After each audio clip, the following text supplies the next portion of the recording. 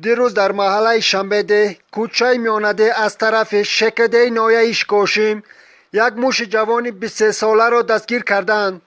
این موش جوان با مسلکانش از مغازین شهروان لایق به مقدار 10 دانه وافل، 15 دانه پراینیک، 5 دانه ژواچکا، 2 دانه رولت کلون و 1 کیلوگرم مواد خوراکی گراخ را دزدیده را بردند. این موشان جوان با مسئولیت پیشکی ساعت رس و 1 شب مغازین لایق را غارت کردند.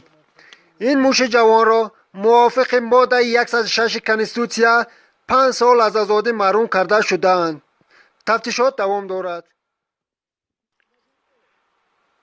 دیروز در محله شنبهده کوچه میانده از طرف شکده نایش کوشیم یک موش جوان 23 ساله را دستگیر کردند.